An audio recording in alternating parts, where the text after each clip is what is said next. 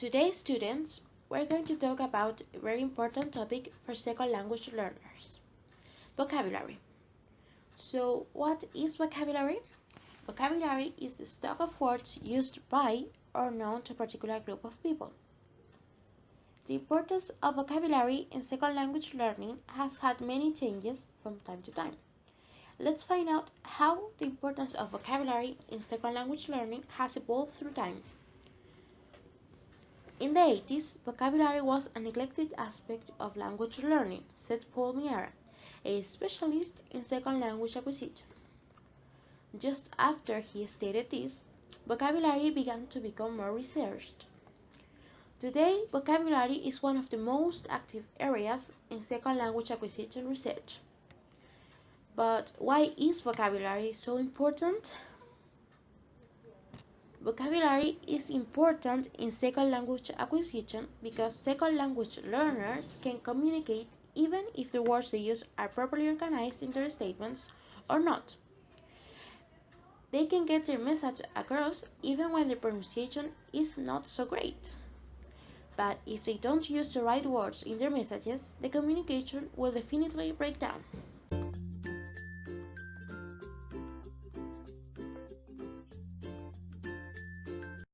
So, how can we relate all of this with second language acquisition?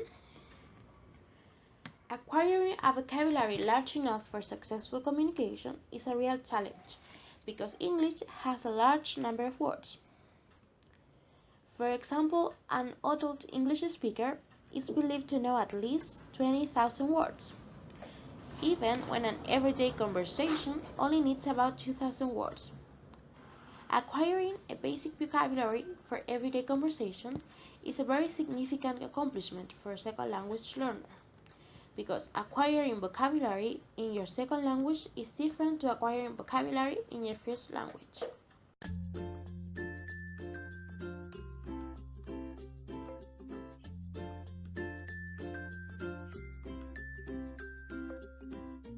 So, according to this, what factors help second language learners develop their English vocabulary? An important matter to consider is exposure. Exposure is the vulnerability that a person has in an environment where everyone speaks a specific language and how they get used to it to be able to understand that language. If they are children or adults, the difficulty of the words they use will be different. Also, the more exposure, the easier it is to acquire a wider vocabulary. For example, reading, writing, listening, or trying to speak the language helps you to do this. Anyways, the first step to know a word is to recognize it.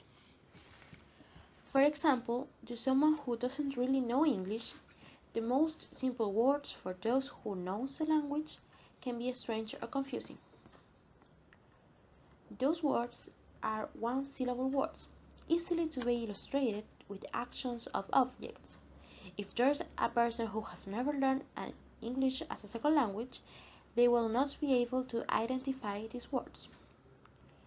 But almost everyone can recognize these words,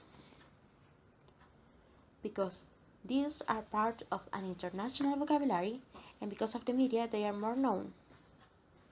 And also, these other words might be easy to know too, because those are cognates.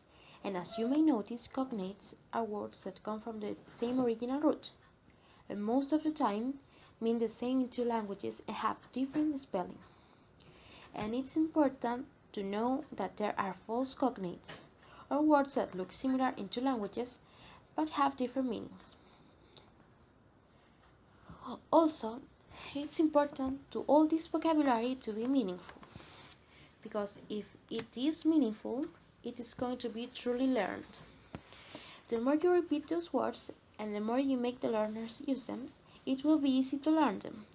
So this means it is necessary to know that frequency is a factor that helps people learn those words.